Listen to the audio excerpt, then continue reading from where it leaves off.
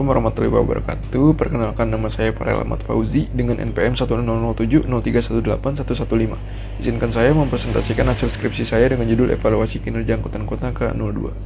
Indonesia memiliki beragam alat transportasi di setiap bagian wilayahnya. Transportasi tersebut beragam jenisnya, baik besar maupun kecil, disesuaikan dengan medan perjalanan dan karakteristik wilayah yang dilayani oleh transportasi tersebut.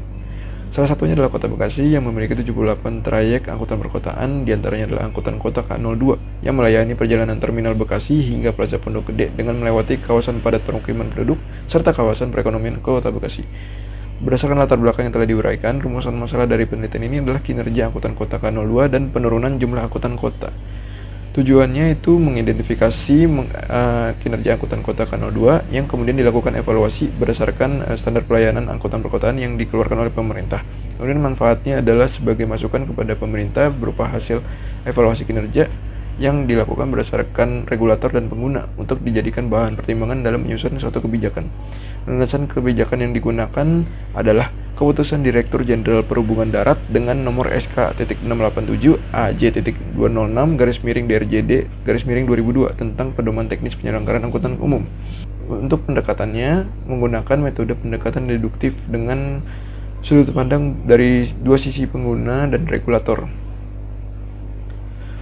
Untuk metode analisis data menggunakan 3 jenis metode analisis data, yaitu yang pertama adalah analisis pengukuran kinerja, kemudian analisis Slovin yang di dalamnya terdapat analisis skala Likert, kemudian analisis kebutuhan armada.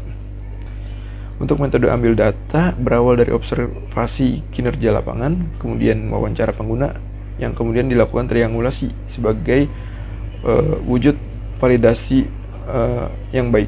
Berdasarkan hasil evaluasi, maka dapat disimpulkan bahwa pada dasarnya penyimpangan yang terjadi pada ketiga komponen kinerja pelayanan angkutan kota masih dapat ditolerir penyimpangannya, yaitu berkisar antara 0 hingga 10% untuk 3 komponen. Sedangkan untuk komponen headway memiliki deviasi penyimpangan yang cukup besar, yaitu 17%, dan komponen load factor yang berada di angka 49 hingga 56%. Untuk load factor ini disebabkan oleh kurangnya serapan penumpang dalam angkutan kota. Akan tetapi, angka tersebut masih dapat ditolerir dengan adanya pertimbangan faktor lalu lintas Kota Bekasi dan lain sebagainya. Hal ini masih dapat menjadi pilihan bagi masyarakat yang ingin berkompromi soal waktu dan masyarakat yang ingin berpergian jarak dekat dengan tarif yang relatif lebih terjangkau yang berada di kisaran 12.000 hingga 15.000 untuk sekali jalan trayek, dibandingkan dengan tarif angkutan online yaitu 13.000 dan masih dapat bertambah seiring berjalannya kilometer.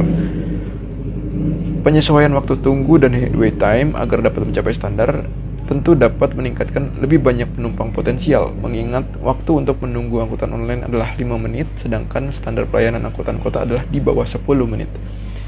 Kemudian untuk berdasarkan tingkat kepuasan yang diambil, tingkat kepuasan angkutan kota ini berada di angka 48% dari 100% atau dengan keterangan kurang puas. Beberapa ketidakpuasan ini terjadi karena responden merasa tidak nyaman terhadap komponen kinerja angkutan kota K02. Salah satu komponen yang dikeluhkan adalah waktu perjalanan. Faktanya, ketidaknyamanan tersebut didasari oleh adanya waktu ngetem angkutan kota yang membuat waktu perjalanan dan waktu pengguna terbuang. Rasio jalan dan kendaraan di Kota Bekasi adalah 0,45. Namun, di lapangan rasio jalan dan kendaraan berkisar di antara 0,65 hingga 0,85. Hal tersebut sangat dekat dengan rasio 1,00 yang dimana ketika melebihi rasio 1,0 maka jalan dipastikan sangat sulit bergerak atau sangat padat.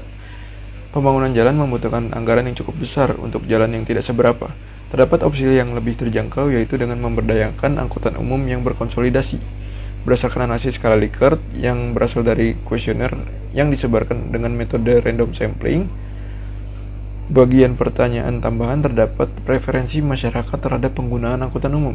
Hasil skala Likert dari pertanyaan tambahan tersebut adalah sebagian masyarakat masih memilih angkutan online dibandingkan angkutan kota, di mana skor untuk angkutan online adalah 80%, sedangkan untuk angkutan kota yang diremajakan adalah 63%.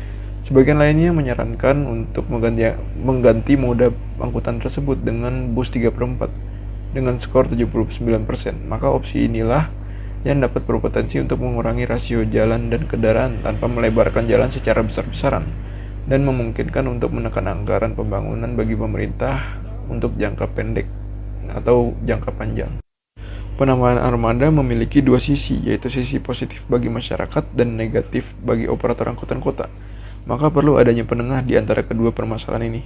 Salah satu opsi yang dapat diambil adalah dengan peran regulator, yaitu menganalisis kebutuhan harian angkutan kota sesuai dengan data dan analisis evaluasi angkutan kota K02. Kemudian dapat menginstruksikan armada angkutan kota yang sekiranya dapat dioperasikan menyesuaikan kepadatan harian rute terminal Bekasi Pondok Gede PP.